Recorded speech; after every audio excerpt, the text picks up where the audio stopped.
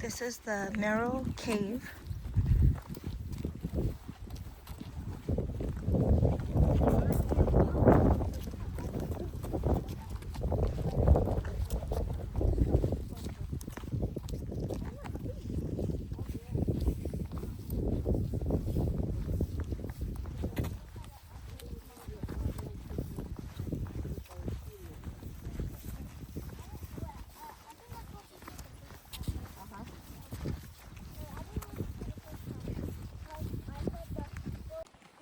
Cái lò đội lúc chia bị tao nó nó là về chỉ chuẩn như thế tiểu chỉ tông gà kiểu này lúc bắt táp ấy lọc nhưng mà đội lúc bị tao nó kia cái chuyện tao tại một đội lúc chia nhưng nhiều khó chua khó lúc chia bị nào cái là có sao bị nào cái chỉ tao tăng cái lúc tăng thế nhưng chừng ai tăng thì chỉ bỏ kiến ra hậu thế cái là sao được bị nào.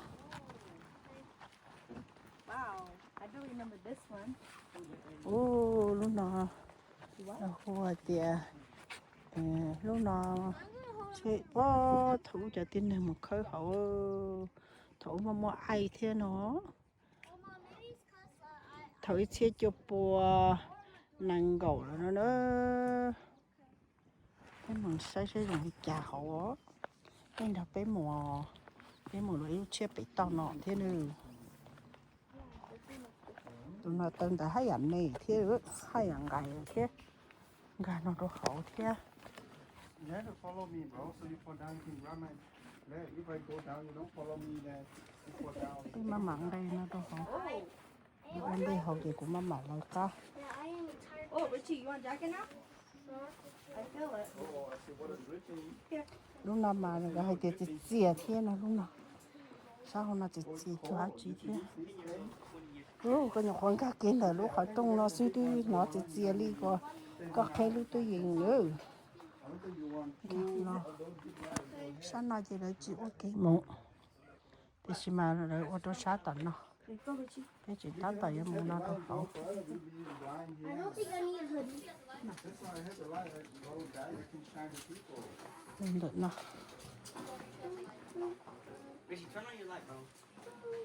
Còn nói cho bé chủ tôi tăng thì bé thêm bé bọc kỳ. Cái bé chỉ tôi tăng cái bé chỉ bọc kỳ thế không? Bé một số xíu á. Bé còn khác kia nào nó sẽ cái thứ gì. Ô, chị cứ đi đó.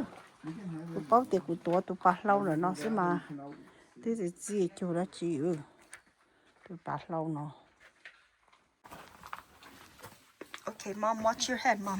Whoa, whoa, that could step on big.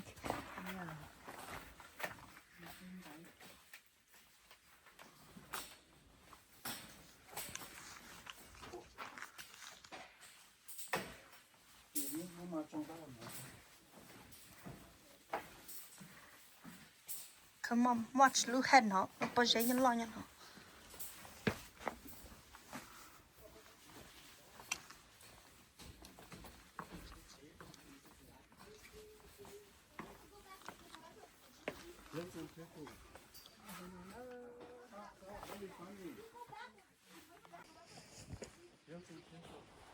Cái nó in cả tuần của nó cha mẹ ổn định đông đá chỉ có mama này là ca tôi khỏi mama sai ó nó mà yêu chiều sao mà đợi tao mà yêu trâu có tết bao giờ là mà chỉ giá cho hai chị nó đồ còn đồ thì bé nữa nó chạy lại. Wow, it's not super steep. I think this one you have to go backwards, right? Con này tốt to gọi thì con nó tốt to những gì hay một gì chúng tôi thốt ra xí tôi con này tốt to hàng tốt có hậu rồi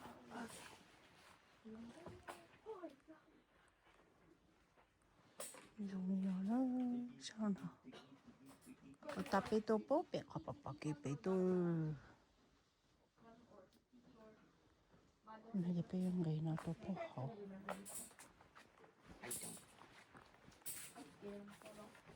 Just go slow, holding the rails. Turn your body, like Richie. Just make sure your feet stable and your shoelaces are tight. Con nó chỉ phong là chị Go down. ok cái mà nó cũng nó phong khi rồi đấy nó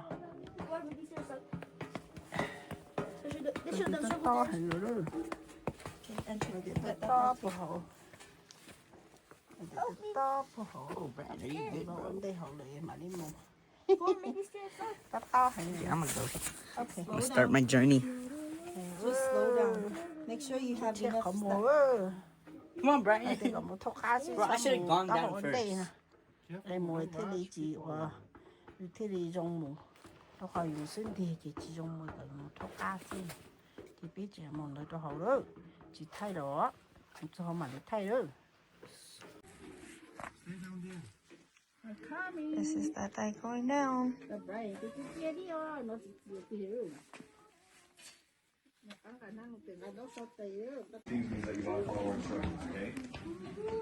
There's that I coming down. Ôi dồi.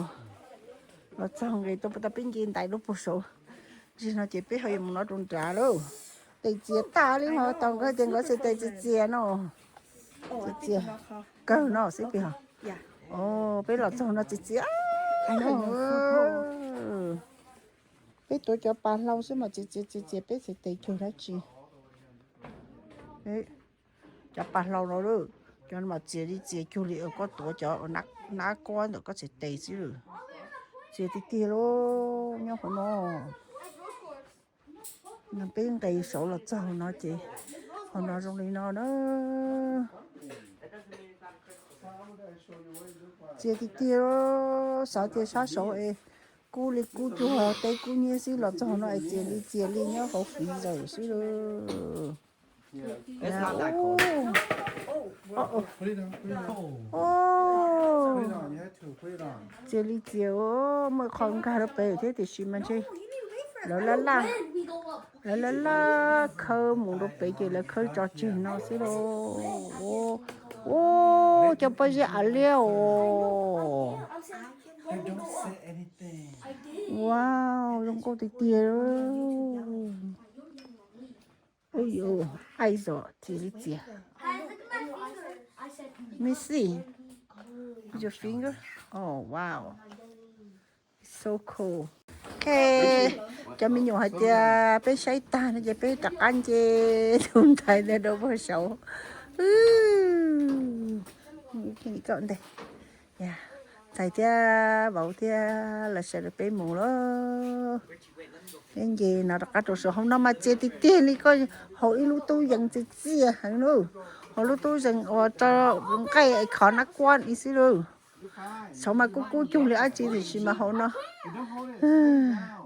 cái tiền người trên đỡ trâu số trên đỡ trâu số mà tụ bạc lâu chỉ hành sao họ nó mà la thì tiền luôn nên thiếu tới lúc chơi đó họ nó mà chỉ ní lúc và cho tiền đi luôn họ nó mà tiền đi tiền xíu sao để cho sao số cũ rồi sao họ nó có tiền luôn đi chỉ bảo khoản đầu đi luôn sao họ đi trả đi chế đủ chỉ tới đâu kiến chế trong linh được nó sao nó mà chế li chế sẽ còn nó qua chỗ là chỉ sao số họ tên nào mà chế li chế You have to go support your hand. Somebody. Richie, wait, let me go first. Come on, go. You go support him. Can you sit down? Oh, God, my strap. You're fine. You're not going to drop that. Hold You're it, in there. I can't. You don't hold it. Just let it down. Can I go first? Go. My strap. Give me Okay, give me. I help you. Take off. Take it off now. Take off on It your is head. off. No, take off. Okay, give me. Oh, I hurt my shin. just go slow You guys don't talk. just go slow I'm gonna go up until they're like halfway. shine the light for them Andrew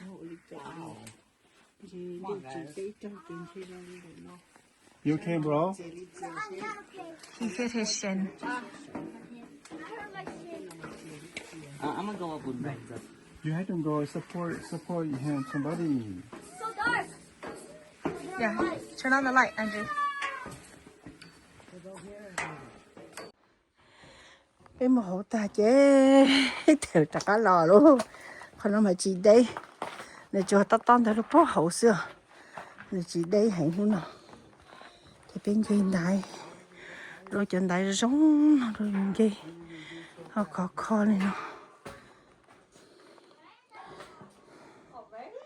chỉ phải tập đi tàu cho kín thôi nó bốn đã hôm nay lúc họ chùa sao không mà chị sao số nó mà cú thì xí mà số nó mà cái tờ hư một giờ nắng cái gì chín họ cú đi rồi là hành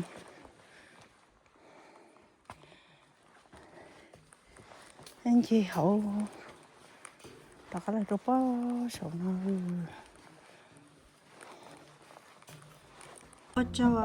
cho mình nè tay thế cho mình bình giàu thế trồng phong dư thế này sẽ say bé cho nè chỉ tu sai bảo thế cho mình tu mình nhỏ bé tu mình nhìn chín cao thế khó cho nó tu ilu thầu ilu xí cha liền rồi xí này thì thao bé một xí sai